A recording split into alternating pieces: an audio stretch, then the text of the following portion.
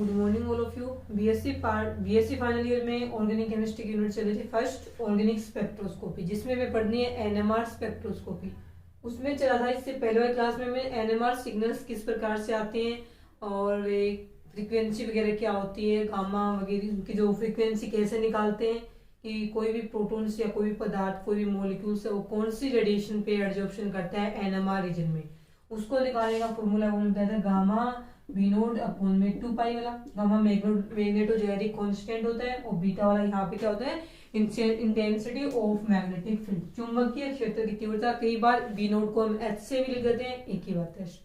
H का मतलब strength बोल रहे हैं हम वहां पे मैग्नेटिक फील्ड की, जो कि हम उस मॉलिक्यूल के ऊपर बाहर से अप्लाई कर रहे हैं। वो था इससे पहले वाले की बात। आज की क्लास में हम पढ़ेंगे nuclear shielding and D shielding. Hindi में इसका नाम होता है नाभिकीय परिरक्षण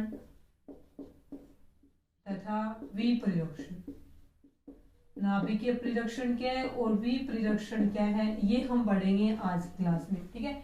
अब इसमें देखो स्टार्ट करते हैं। इसमें आता है कोई भी प्रोटॉन, अब एनएमआर स्पेक्ट्रोस्कोपी है उसमें जनरली बात आती है 1H एनएमआर। अभी जो प्रोटॉन्स होता है या फिर कोई भी न्यूक्लियस की बात करें तो प्रोटॉन या न्यूक्लियस होता है, वो प्रोटॉन का मतलब है कोई भी न्यूक्लियस या किसी भी एटम का, किसी मॉलिक्यूल का, उसमें एटम में जो प्रेजेंट है प्रोटॉन्स, वो कहाँ से एनएमआर रीजन से किस आवर्ती वाली किस फ्रीक्वेंसी वाले विकिरणों का अवशोषण करेंगे, ये किस पे डिपेंड करता है। तो ये देखो कोई भी प्रोटॉन या कोई भी हाइड्रोजन, प्रोटॉन एक प्रकार से हाइड्रोजन को बोल सकते हैं ना, क्योंकि हाइड्रोजन के न्यूक्लियस में भी एक ही प्रोटॉन होता है, तो प्रोटॉन का मतलब है हाइड्रोजन ही है यहाँ पे, ठीक है। और हाइड्रोजन को हम यहाँ पे प्रोटॉन भी बोल सकते हैं। तो यहाँ पे क्या आएगा कि कोई भी प्रोटॉन है एनएमआर स्पेक्ट्रोस्कोपी में, कोई भी प्रोटॉन है वो एनएमआर रीजन की, अब एनएमआर रीजन बड़ा सा होता है, इसमें से कौन सी आवर्ती वाली जो विकिरणों का अवशोषण करेगा ये प्रोटॉन। तो ये बोले कि ये जो प्रोटॉन्स होता है वो एनएमआर रीजन से किस आवर्ती वाले विकिरणों का अवशोषण करेगा, ये किस पे निर्भर करता है, ये है उस प्रोटॉन के रासायनिक वातावरण पे निर्भर करता है। रासायनिक वातावरण का मतलब प्रोटॉन बाकी किससे जुड़ा हुआ है, ये देखेंगे हम यहाँ पे, ठीक है। तो कोई भी प्रोटॉन है वो एनएमआर रीजन में किस आवर्ती वाले विकिरणों का अवशोषण करता है, यह उस प्रोटॉन के रासायनिक वातावरण पे निर्भर करता है। रासायनिक वातावरण पे निर्भर करेगा, केमिकल एनवायरनमेंट पे। अब देखते हैं, मान लीजिए हम ये वाला देख रहे हैं कि मान लीजिए कोई CH प्रोटॉन है, इसकी बात करें तो ये जो प्रोटॉन्स है वो दो किससे घिरा हुआ है, देखो दो न्यूक्लियस से, दो इलेक्ट्रॉन से। अब ये वाला बॉन्ड कौन सा है, सिग्मा बॉन्ड है, जो कार्बन और हाइड्रोजन के बीच बना हुआ है। तो ये बॉन्ड के दोनों इलेक्ट्रॉन है वो भी कौन से होंगे, सिग्मा इलेक्ट्रॉन होंगे। तो ये जो प्रोटॉन्स है यहाँ पे, वो प्रोटॉन किस रीजन से एनएमआर की कौन से आवर्ती वाली विकिरणों का अवशोषण करेगा, ये किस पे निर्भर करता है, सिग्मा बंध के इलेक्ट्रॉनों पे निर्भर करता है। क्योंकि CH की बात करें तब बता दें, क्योंकि ये जो इलेक्ट्रॉन्स होते हैं सिग्मा बॉन्ड वाले, वो भी क्या करते हैं, चक्रण करते हैं, अपने एक्सिस पे स्पिन करेंगे। इसके कारण से भी यहाँ पे कुछ है वो प्रेरित चुंबकीय आघूर्ण या फिर बोले हम प्रेरित चुंबकीय क्षेत्र उत्पन्न हो जाता है। और सिग्मा बंध के इलेक्ट्रॉनों द्वारा उत्पन्न जो प्रेरित चुंबकीय क्षेत्र होता है वो उस इसकी बात करें CH पे जो हम न्यूक्लियस के ऊपर जो हमने बाहर से चुंबकीय क्षेत्र लगा रखा है उसके अपोजिट डायरेक्शन में होगा हमेशा ही। अब इक्वल नहीं होगा, ये मत कहना कि जितना वो है उतना ये है, दोनों की वैल्यू यदि इक्वल होगी तो कैंसिल हो जाएगा, फिर ये एनएमआर स्पेक्ट्रम बनाएगा ही नहीं। ये थोड़ा कम होता है लेकिन उसके क्या होता है अपोजिट डायरेक्शन में। अब मान लीजिए बात करें ये जो प्रोटॉन जिसकी बात करें वो यहाँ पे प्रोटॉन मतलब पॉजिटिव चार्ज होता है प्रोटॉन पे। अब इसके चारों जो इलेक्ट्रॉन्स प्रेजेंट है वो इस प्रकार से चक्रण कर रहे हैं, तो इस प्रकार से वो क्या कर रहे हैं, चुंबकीय क्षेत्र उत्पन्न कर रहे हैं।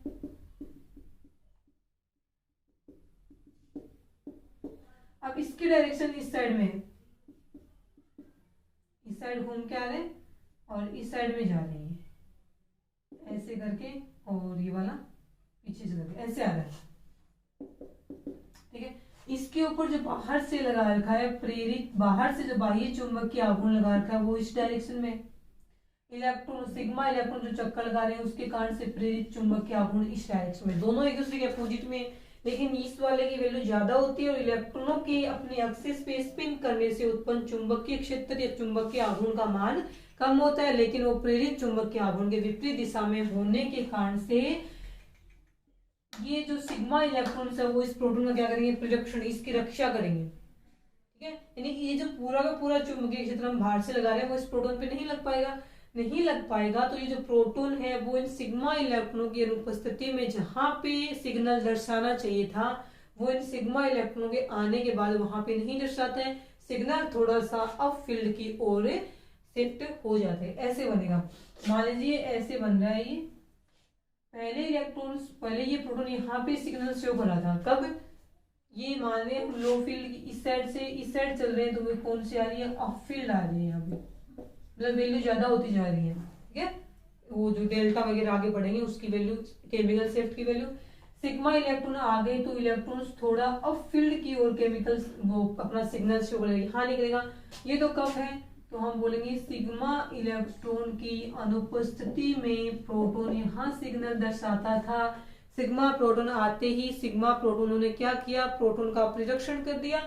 इस कारण से बाहर से लगने वाला चुंबकीय क्षेत्र कंप्लीटली पूरा का पूरा इस पे नहीं लग पाता है, क्योंकि उसका इलेक्ट्रॉनों द्वारा उत्पन्न चुंबकीय जो आघूर्ण है वो इस विपरीत दिशा में होने के कारण से इसका कुछ विरोध करते हैं, तो अब सिग्नल यहाँ पे आता है। तो यहाँ पे सिग्मा इलेक्ट्रॉन की उपस्थिति में, तो ये इसको क्या बोलते हैं, केमिकल शिफ्ट बोलते हैं। केमिकल शिफ्ट होगी सिग्नल में, पहले यहाँ ना था, अब सिग्मा इलेक्ट्रॉनों के प्रिडक्शन के कारण से सिग्नल है वो अब फील्ड की ओर शिफ्ट हो जाता है। अब इसमें ये आ गया समझ में, एक बार फिर से सुनिए डेफिनेशन कैसे लिखनी है आपकी पूरी। तो फर्स्ट लाइन क्या रहेगी इसमें कि कोई भी प्रोटॉन है वो एनएमआर क्षेत्र में कौन सी आवर्ती वाली विकिरणों का अवशोषण करेगा, ये है उस प्रोटॉन की रासायनिक वातावरण पर निर्भर करता है। अब मान लीजिए हम CH प्रोटॉन की बात करें तो CH प्रोटॉन में प्रोटॉन्स है, वो प्रोटॉन्स के पास क्या है, प्रोटॉन्स है वो सिग्मा बंध के 2 इलेक्ट्रॉनों के द्वारा जुड़ा हुआ है, प्रोटॉन के पास में है। अब ये सिग्मा बॉन्ड के प्रोटॉन्स है वो कहाँ पे जुड़ा हुआ है, सिग्मा बॉन्ड के इलेक्ट्रॉनों से घिरा हुआ है, हम ये मान लें, जुड़ा हुआ बोले घिरा हुआ मान लें। तो ये जो सिग्मा बॉन्ड के इलेक्ट्रॉन से घिरा हुआ है, ये सिग्मा बॉन्ड के इलेक्ट्रॉन्स जो सिग्मा इलेक्ट्रॉन वो भी क्या करते हैं, चारों ओर इस प्रोटॉन के चारों ओर क्या करते हैं, क्योंकि इलेक्ट्रॉन का कार्य क्या होता है, न्यूक्लियस के चारों ओर चक्कर लगाना, न्यूक्लियस में ही तो प्रोटॉन है, तो इलेक्ट्रॉन जो है सिग्मा बॉन्ड वाले वो क्या कर रहे हैं, न्यूक्लियस के चारों ओर चक्कर लगा रहे हैं। चक्कर लगाने से यहाँ पे प्रेरित चुंबकीय आघूर्ण बोले या प्रेरित चुंबकीय क्षेत्र उत्पन्न हो जाता है, जो कि उस नाभिक पे लगाए गए बाह्य चुंबकीय क्षेत्र की विपरीत दिशा में होता है, लेकिन इसकी वैल्यू इससे थोड़ी कम रहेगी। इस कारण से इस प्रोटॉन पे लगने वाले बाह्य चुंबकीय क्षेत्र का ये सिग्मा इलेक्ट्रॉन द्वारा उत्पन्न चुंबकीय क्षेत्र थोड़ा विरोध करते हैं। इस कारण से ये जो नाभिक है, न्यूक्लियस या फिर जो प्रोटॉन है उसके ऊपर ये चुंबकीय क्षेत्र है वो कंप्लीटली नहीं लग पाता है, यानी कि इलेक्ट्रॉन्स जो सिग्मा बॉन्ड के इलेक्ट्रॉन्स है वो क्या कर रहे हैं, सिग्मा बॉन्ड के इलेक्ट्रॉन बाह्य चुंबकीय क्षेत्र से इस प्रोटॉन की रक्षा कर रहे हैं, इसको परिरक्षित करते हैं, और ये क्या कहलाता है, नाभिक का परिरक्षण कहलाता है। किसके द्वारा, सिग्मा इलेक्ट्रॉनों के द्वारा। ये क्रिया होती है ना, जिस क्रिया में सिग्मा बॉन्ड के इलेक्ट्रॉनों द्वारा उत्पन्न प्रेरित चुंबकीय आघूर्ण है वो बाह्य चुंबकीय क्षेत्र से प्रोटॉन की या न्यूक्लियस की रक्षा करते हैं, यह क्रिया नाभिकीय परिरक्षण कहलाती है। और नाभिकीय परिरक्षण के कारण से एनएमआर रीजन में इस प्रोटॉन का जो सिग्नल है वो अपफील्ड की ओर शिफ्ट हो जाता है। सिग्मा इलेक्ट्रॉन नहीं थे तभी यहाँ दर्शाया था, सिग्मा इलेक्ट्रॉन आते ये उत्पन्न हुआ, इसने इसका विरोध किया, विरोध करते इस अब ये शिफ्ट सिग्नल है वो शिफ्ट होके हाई अप फील्ड या हाई फील्ड की तरफ है वो शिफ्ट हो गया। ये रहेगा इसमें नाभिकीय परिरक्षण। ठीक है, तो ये याद रखना इसके अंदर। इस वाले डायग्राम को ये तो हो गया होगा, इस साइड अप फील्ड है और ये बाह्य चुंबकीय क्षेत्र की दिशा है, बी नोट इस साइड है और ये यहाँ पे लो फील्ड है। इस साइड तो जाना ही जाना है ना, क्योंकि बाह्य चुंबकीय क्षेत्र है उसकी वैल्यू ज्यादा रहेगी, इससे जो उत्पन्न होगा उसकी वैल्यू क्या रहेगी यहाँ पे कम रहेगी। ये आ गया। अब इसके बाद में हम पढ़ते हैं, इसी को पढ़ रहे हैं, अभी यही चल रहा है।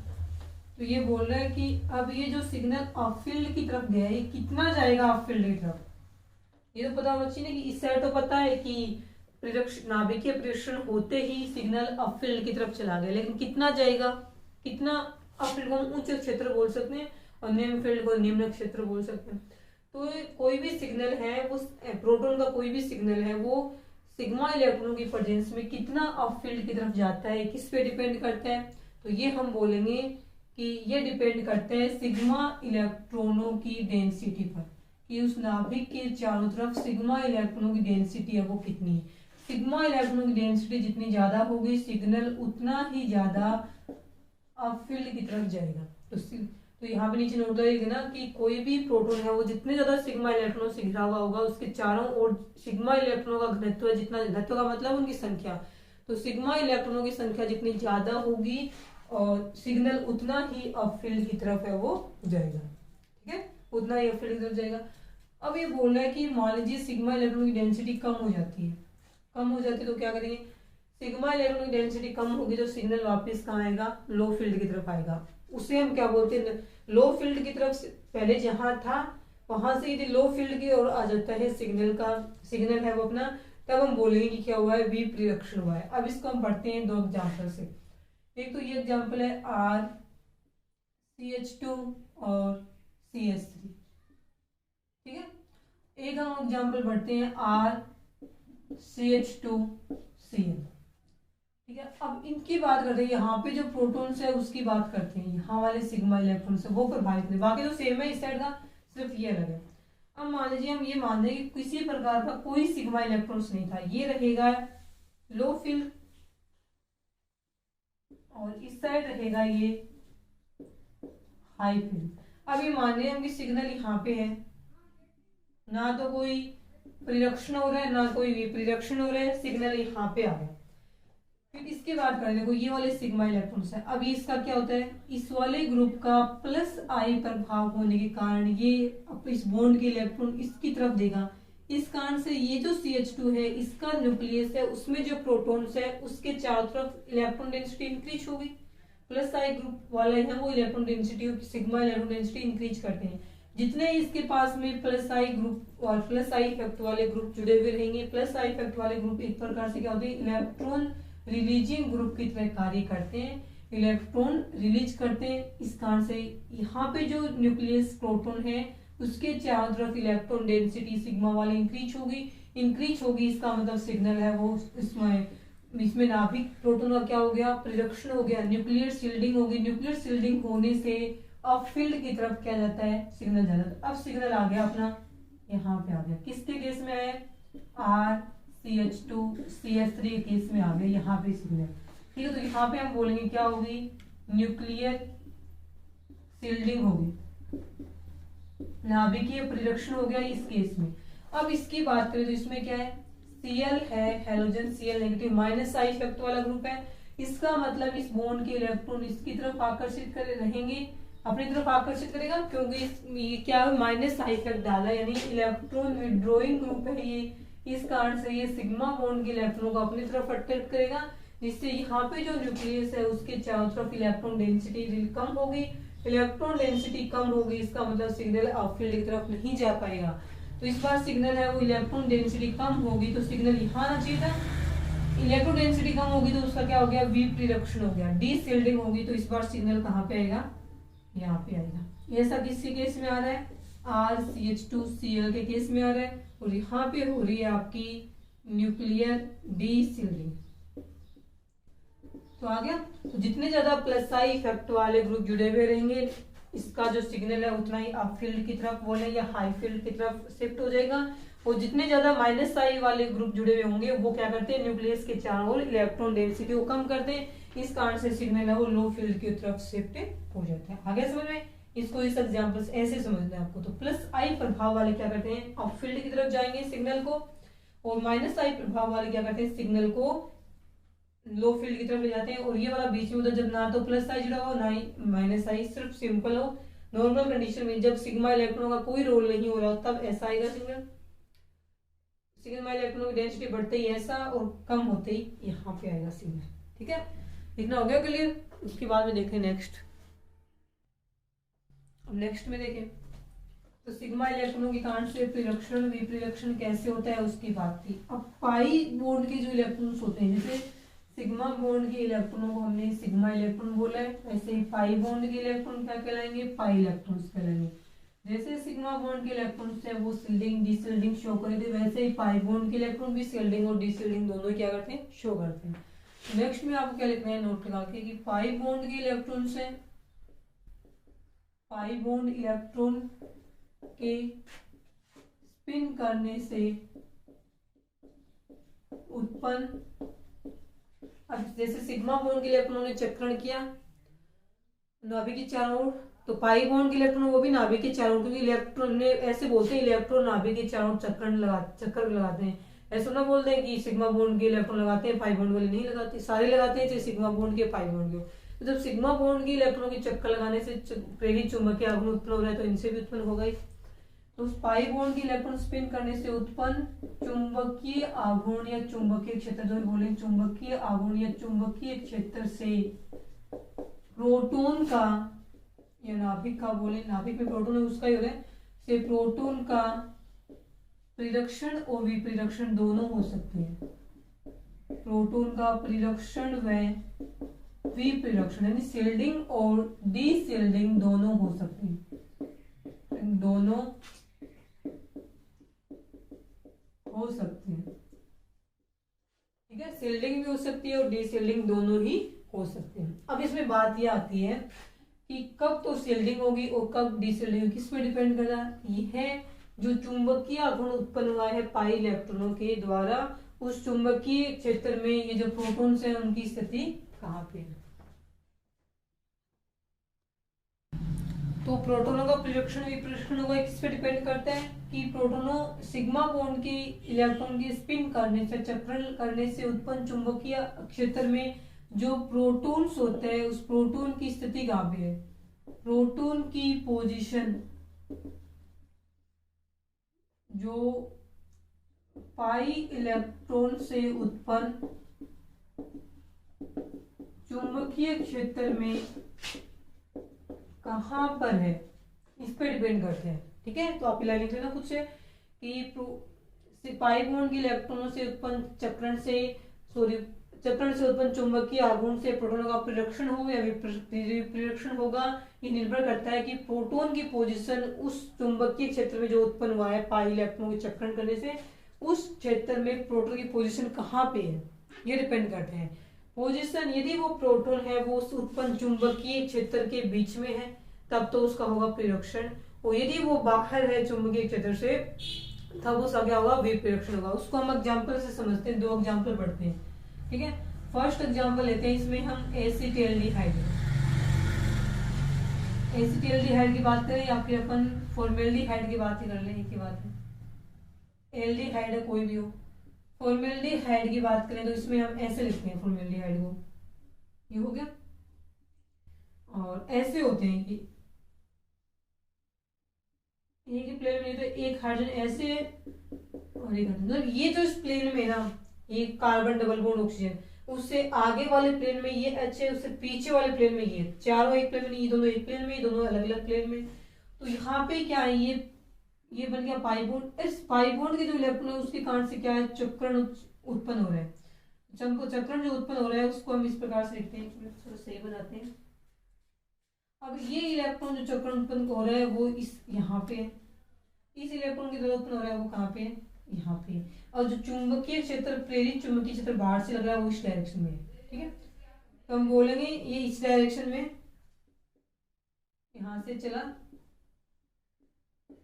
ऐसे हो रहा है चुंबकीय क्षेत्र उत्पन्न। अब आप बोलोगे तो बीच में आ रहे हैं, बीच में नहीं आ रहे।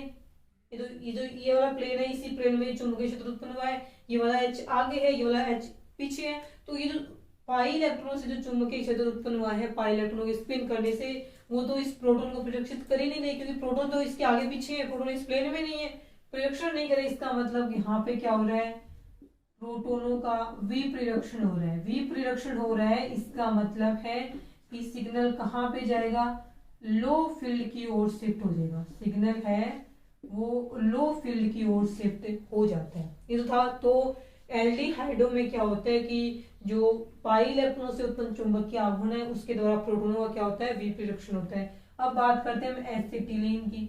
एसिटिलीन में होता है ऐसे, सारे एक ही प्लेन में होते हैं। ये है सेकेंड एग्जाम्पल आपका एसिटिलीन। ठीक है, एसिटिलीन में ऐसे होता है, यहाँ पे जो चुंबकीय बल रेखाएं उत्पन्न होती है वो ऐसे उत्पन्न होती है, यहाँ से ये और यहाँ से ये वाली उत्पन्न होती है। एक मिनट रुकिए,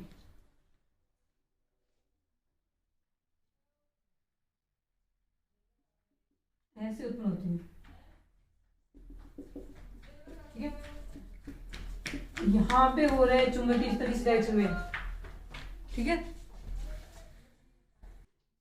देखिए इस डायरेक्शन में हो रहा है, चुंबकीय बल रेखाएं ऐसे निकल रही, तो इस साइड निकली थी ना, इस साइड, तो ये इसकी क्या विपरीत दिशा में, इसमें भी थी विपरीत दिशा में, लेकिन ये प्रोटोनों को परिरक्षित नहीं करी थी, तो इसका फायदा ही क्या होगा, ये वाले हैं। इसमें देखो ये जो इन पाई बॉन्ड के इलेक्ट्रॉनों द्वारा उत्पन्न जो चुंबकीय क्षेत्र है उसके बीच में आ रहे ना ये प्रोटोन, तो देखें अब इन प्रोटोनों का ये जो चुंबकीय क्षेत्र है वो इस बाह्य चुंबकीय क्षेत्र से क्या कर रहा है, रक्षा कर रहा है, क्योंकि अपने बीच में ले लिया इन्हें, तो इसके इन प्रोटोनों के ऊपर, यहाँ पे जो प्रोटॉन्स थे उनके ऊपर इसका जो प्रभाव पड़ना चाहिए था वो नहीं पड़ पाता, क्योंकि ये जो चुंबकीय बल रेखा है उससे उत्पन्न चुंबकीय क्षेत्र वो रक्षा कर रही है, क्योंकि प्रोटॉन्स है वो इस चुंबकीय क्षेत्र के बीच में है, प्रोटेक्ट हो रहे हैं। यहाँ पे क्या सी क्रिया होती है, परिरक्षण की क्रिया होती है, और परिरक्षण की क्रिया हो रही है, इसका मतलब सिग्नल है वो जाएगा ऑफ फील्ड की तरफ। आगे समझ में, तो इस प्रकार से पाई बॉन्ड इलेक्ट्रॉन के स्पिन करने से उत्पन्न चुंबकीय आघूर्ण है, चुंबकीय क्षेत्र है वो प्रोटॉन का परिरक्षण विपरीक्षण दोनों कर सकता है। कब करेगा परिरक्षण, कब करेगा विपरीक्षण, ये डिपेंड करता है कि प्रोटॉन की पोजीशन उत्पन्न चुंबकीय क्षेत्र में कहाँ पे है। यदि चुंबकीय क्षेत्र की जो प्रोटॉन्स है वो उत्पन्न चुंबकीय क्षेत्र के बीच में है, ठीक है, रक्षित हो रहा है, तब तो उसका परिरक्षण हो जाएगा, नाभिकीय परिरक्षण बोलेंगे उसको, और सिग्नल अपफील्ड की तरफ जाएगा। और मान लीजिए कि उत्पन्न चुंबकीय क्षेत्र है उससे हुआ क्या, उत्पन्न चुंबकीय क्षेत्र से ये प्रोटॉन्स हैं वो बाहर है, इसके अंदर नहीं आ रहे, तो इस प्रोटोनों के ऊपर, प्रोटोनों की रक्षा नहीं कर रहा, ये रक्षा नहीं कर रहा, तो पूरा पूरा जो बाहर से चुंबकीय क्षेत्र है वो इसके ऊपर लग रहा है, प्रोटोनों के ऊपर, इसका मतलब है इनका विपरीक्षण हो गया और सिग्नल है वो लो फील्ड की ओर शिफ्ट हो जाता है। ये रहेगा पाई इलेक्ट्रॉनों की स्पिन के कारण से उत्पन्न चुंबकीय क्षेत्र। हम बात करें इसमें बेंजीन की, ठीक है, देखिए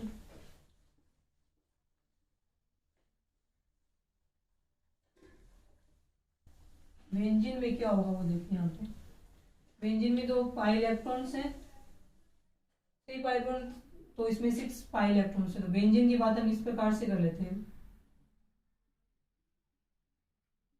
ये सारे के सारे पाई इलेक्ट्रॉन्स को हम ऐसे लिख देते हैं। तो बेंजीन के अंदर क्या हो रहा है कि यहाँ से हम लगा रहे हैं अप्लाइड फील्ड बाहर से, और यहाँ से उत्पन्न हो रही है, यहाँ पे इसके अंदर रिंग करंट हो रहा है, तो होना तो चाहिए सारे सारे बेंजीन वाले इसमें एक ही प्लेन में आ रहे हैं, लेकिन होता क्या है कि रिंग करंट उत्पन्न होने के कारण होना चाहिए था परिरक्षण, लेकिन रिंग करंट होता है वलय धारा प्रभाव,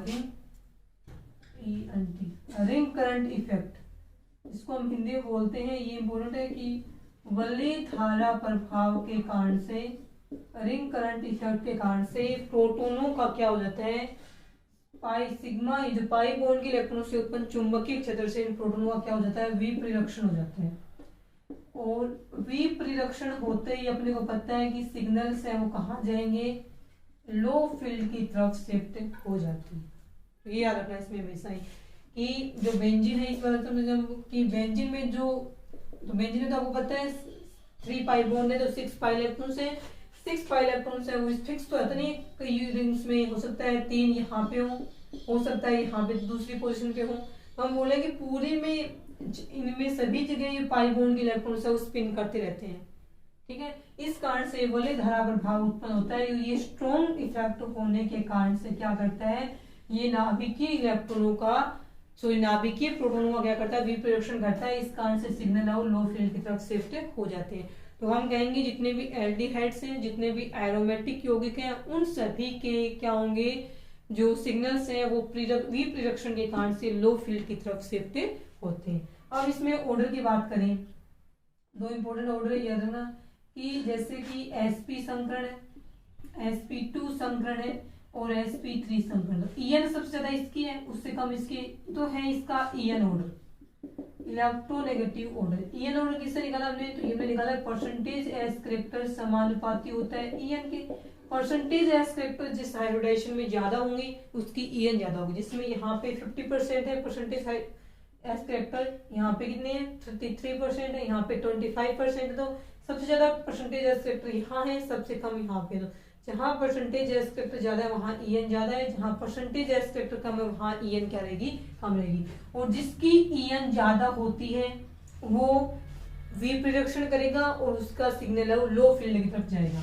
जैसे इनकी बात करें ना, Cl वाले की बात करें, CH3, इसकी EN ज्यादा है, इसकी EN कम है, ज्यादा EN वाला लो फील्ड की तरफ गया था, कम EN वाला हाई फील्ड की तरफ। तो इसमें ऐसे साइन लगा देंगे हम, Sp, Sp2, Sp3, इसका मतलब ये जा रहे हैं अप फील्ड या हाई फील्ड की तरफ, और ये है इस साइड लो फील्ड की तरफ।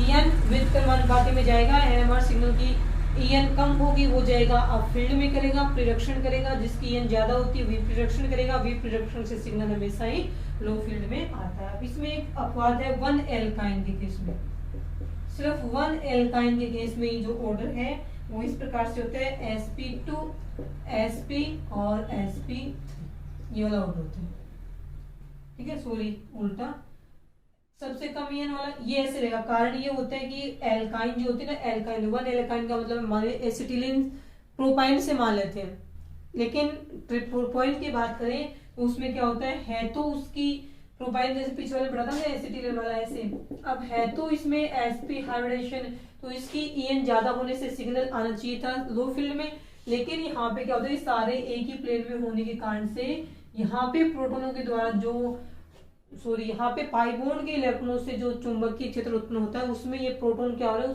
उसके अंदर ही स्थित है उस क्षेत्र के, तो इन प्रोटोनों का क्या हो रहा है प्रिडक्शन हो रहा है, प्रिडक्शन करने से सिग्नल्स है वो यहाँ से सिर्फ हाई फील्ड की तरफ जाएंगे, इस कारण से ये sp2 कार्बन वाले की कंपेरिजन में ये उस वालों का सिग्नल है वो हाई फील्ड पे आता है, इस कारण से आता है, ये हम एग्जाम्पल पहले पढ़ लिए हैं, ठीक है।